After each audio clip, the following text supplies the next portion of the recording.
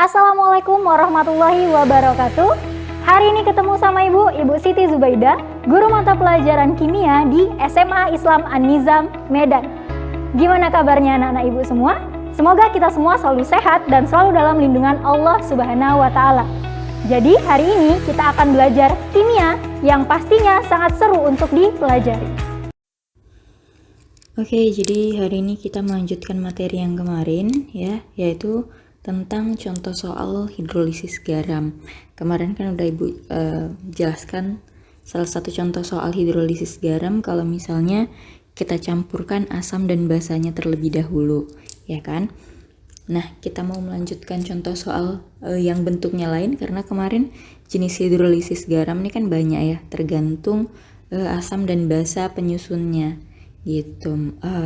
Asam kuatkah, basa kuatkah, asam lemah atau basa lemah kan gitu ya.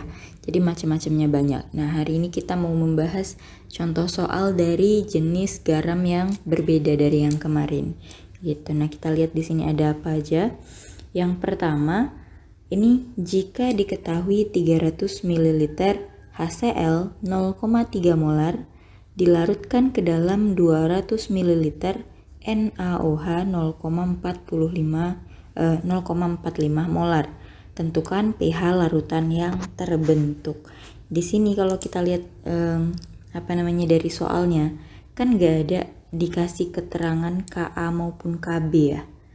Makanya di sini HCl sama NaOH itu sifatnya sama-sama kuat.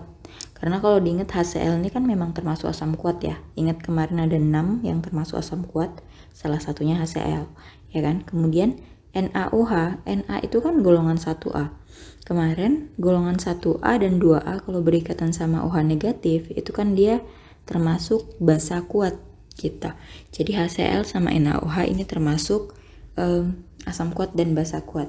Nah, kalau kita tuliskanlah reaksinya antara HCl dan NaOH, ini kita tuliskan ya. HCl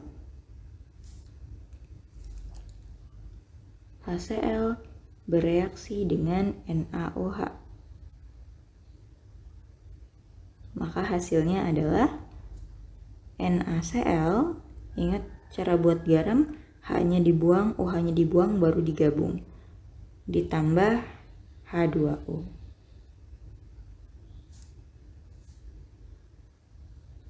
Oke, ini dia. Nah, HCl ditambah NaOH menghasilkan NaCl ditambah H2O. Kita buat stoikiometrinya. Mula-mula bereaksi sisa. Oke, kita lihat sama-sama mula-mulanya. Di sini katanya HCl itu 300 ml dan molaritasnya 0,3 molar gitu. Kalau kita cari molnya berarti kan dikalikan ya volume dengan konsentrasinya atau molaritasnya. Maka kita dapat di sini 300 dikali 0,3 adalah 900 milimol, ya kan? 900 milimol kalau misalnya kita ubah ke mol berarti mili ke mol, berarti dibagi 1000 ya. 900 dibagi 1000 itu adalah 0,9 mol. 0,9 mol. Kemudian NaOH-nya 200 ml dikali dengan 0,45 molar. 200 dikali 0,45 juga sama 900 milimol. Kalau kita ubah ke mol berarti 0,9 mol juga. Kan? 0,9 mol. Oke, berarti di sini yang bereaksi juga sama ya, tetap 0,9 mol. Kenapa? Karena jumlah jumlah molnya di mula-mula itu sama. Maka kan yang jadi pereaksi pembatas yaitu juga 0,9 juga gitu. 0,9 mol. Di sini juga sama 0,9 mol. Oke. Berarti di sini juga bakal jadi 0,9 kan? Karena yang bereaksi ini kan dia sebanding dengan koefisiennya sama, maka mol yang bereaksi juga bakalan sama gitu ya. Oke, nah di sini sisanya untuk HCl 0,9 dikurang 0,9 habis. NaOH juga sama, 0,9 dikurang 0,9 juga habis. NaCl-nya di sini sisa 0,9 mol dan H2O-nya juga sama 0,9 mol. Nah, kemarin kalau misalnya yang bersisa itu cuman garam, asam dan basa di reaktannya ini sama-sama habis, kita kan pakai rumus hidrolisis ya.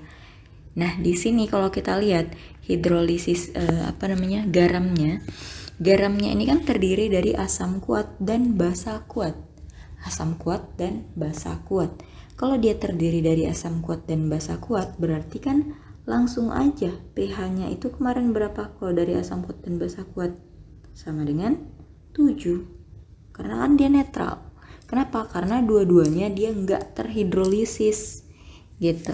Jadi baik Na-nya maupun Cl-nya ini dia nggak bakal terhidrolisis gitu. Jadi karena dia dari asam kuat dan basa kuat, pH-nya nggak perlu dicari pakai rumus, langsung aja pH-nya itu 7. Tapi harus dipastikan dulu waktu kita buat mula-mula bereaksi sisanya antara asam kuat dan basa kuat tadi, dia harus sama-sama habis bereaksi gitu. Kalau misalnya nggak sama-sama habis bereaksi, maka rumusnya kita pakai itu rumus untuk nyari asam kuat maupun basa kuat, tergantung apa yang bersisa gitu. Tapi kalau enggak, kalau misalnya dia kalau misalnya dia habis dua-duanya, habis bereaksi dua-duanya, berarti pH-nya langsung aja 7. Kalau misalnya dia dari asam kuat dan basa kuat, kayak gitu dia. Oke. Kemudian kita lihat contoh yang kedua. Di sini katanya jika diketahui 800 ml NH4OH 1,25 molar dilarutkan ke dalam 200 ml HF 5 molar, tentukan berapa pH larutan yang terbentuk. Oke. Nah, di sini kita buat dulu reaksinya ya kan. Berarti NH4OH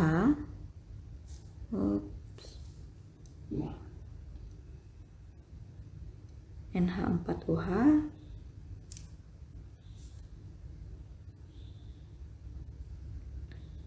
bereaksi dengan HF. Nah, di sini dia akan menghasilkan NH4F ditambah dengan H2O. Oke, kan seperti ini ya.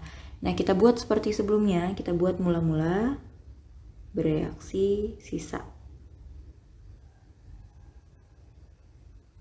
Oke. Nah, di sini kita cari dulu mula-mula mol untuk si NH4OH dan HF. Karena kan yang dimasukkan ke sini mol ya, nggak boleh molaritas. Oke, kita kalikan berarti 800 ml dikali 1,25 molar. Ya kan? Berarti di sini kita tuliskan aja mol dari si NH4OH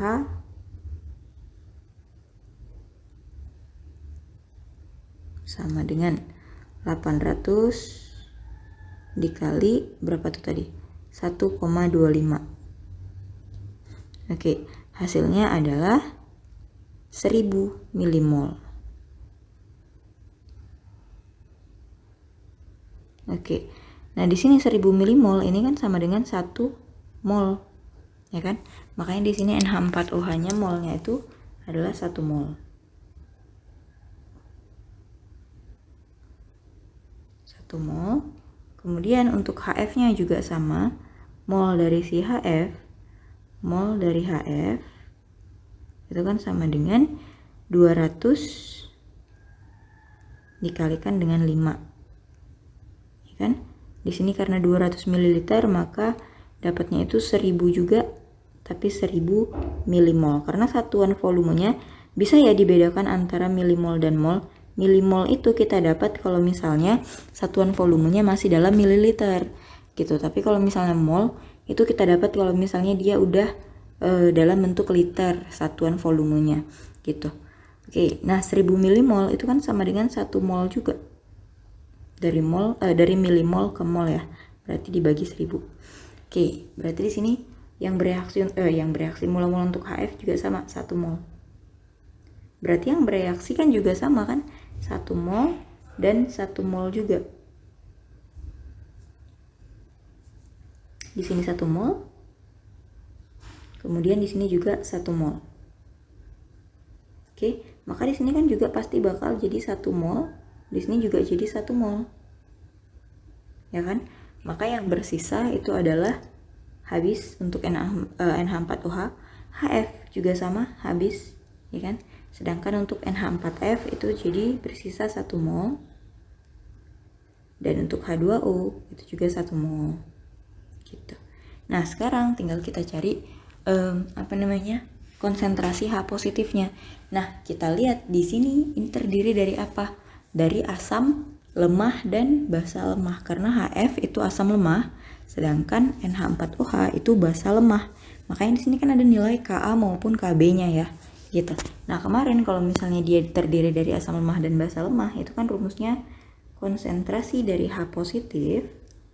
Kalau kita pakai H positif ya, konsentrasi dari H positif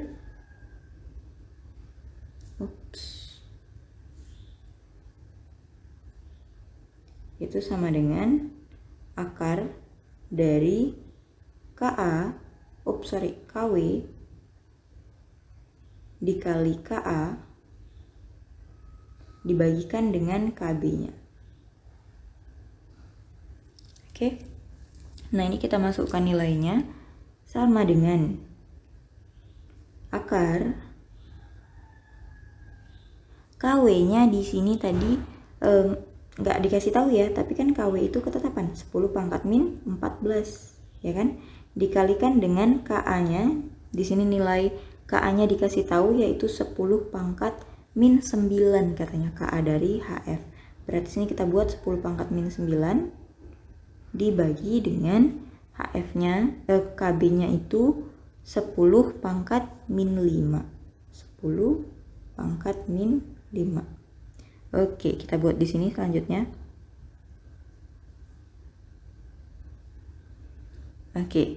Nah, akar dari 10 pangkat min 14 dikali 10 pangkat min 9 itu hasilnya 10 pangkat min 14 dikali 10 pangkat min 9, berarti pangkatnya dijumlah ya. Jadi 10 pangkat min berapa tuh?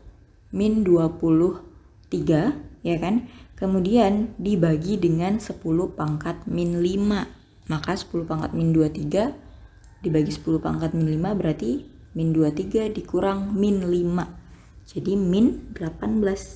Jadi di sini akar dari 10 pangkat min 18. Nah, akar dari 10 pangkat min 18 itu adalah pangkatnya tinggal kita bagi, jadilah 10 pangkat min 9. Ini H positifnya, maka pH-nya kalau dia 10 pangkat min 9 itu jadi ini min log 10 pangkat min 9 hasilnya adalah 9. Dah, gitu aja. Karena kan nggak ada berapa dikali berapa gitu. Misal 2 dikali 10 pangkat min 9 berarti kan hasilnya 9 dikurang log 2 gitu ya kemarin. Nah, kalau misalnya dia 10 pangkat min 9 aja, maka hasilnya setelah diminlogkan, hasilnya ya langsung aja 9. Kayak gitu dia, oke? Nah, ini tadi contoh soal untuk yang hidrolisis garam kalau misalnya dia terdiri dari asam lemah dan basa lemah. Bisa dipahami ya? Oke, sekian pembelajaran kita untuk hari ini. Sampai ketemu di video pembelajaran yang berikutnya. Jangan lupa like, komen, dan share video ini. SMA Islam An-Nizam, unggul, cerdas, Islami. Assalamualaikum warahmatullahi wabarakatuh.